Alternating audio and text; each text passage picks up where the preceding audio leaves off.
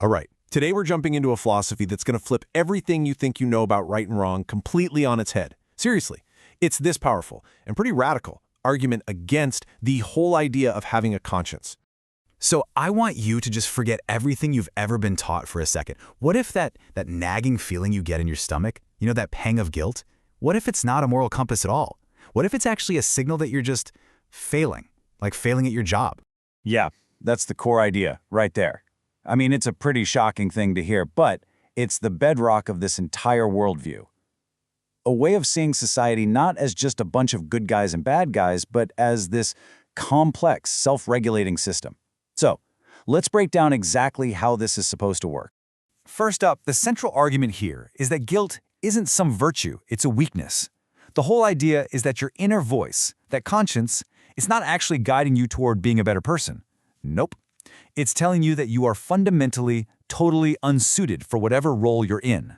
And this is the really crucial point. According to this view, when you feel that guilt, it's the system telling you that you can't do the job required of you. It's not a moral signal, it's a professional warning sign. It's basically saying, hey, you're about to be replaced.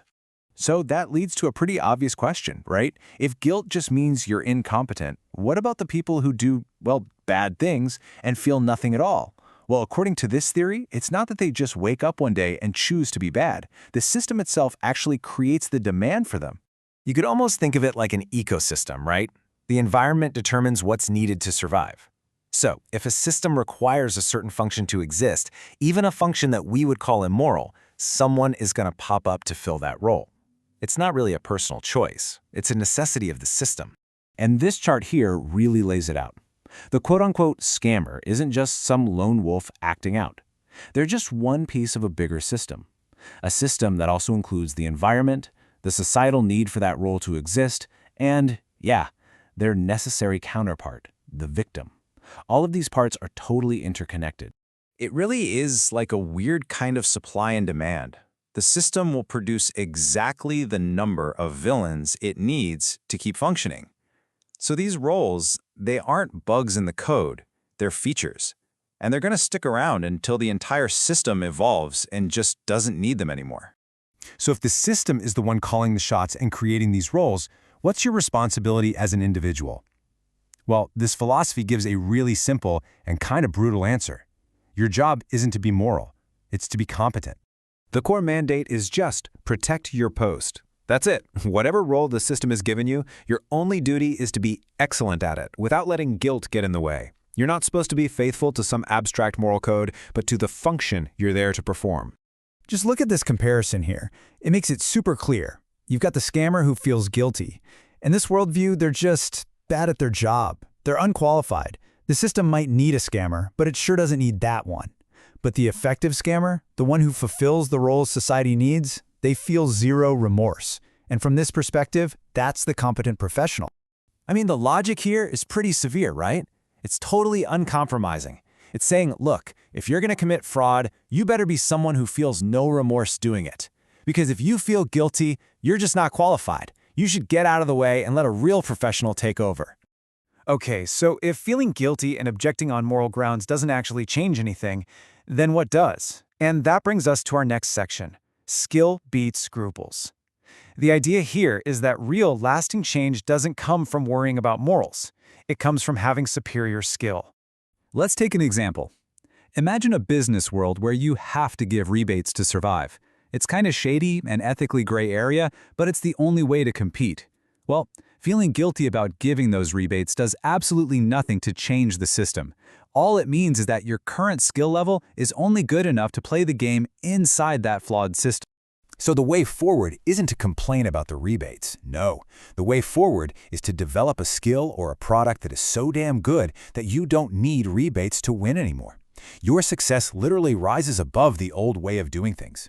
See, you don't beat the system by protesting it, you make it totally obsolete. So here's how that process works.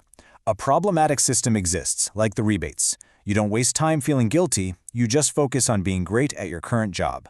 Then, you develop a superior skill that makes that whole old system irrelevant.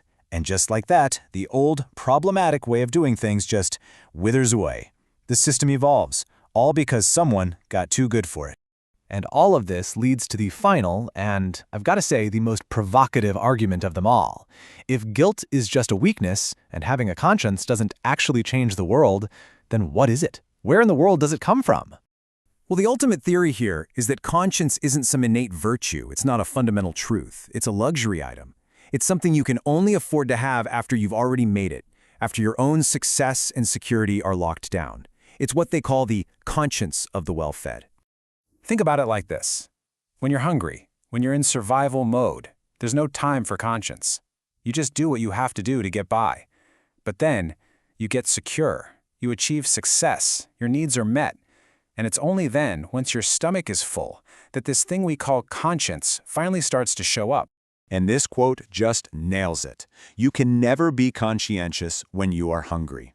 It's not that having a conscience leads to success. It's the other way around. Success leads to having a conscience. It's a sign that you've finally got enough security, that you can afford the luxury of judging what you and other people are doing.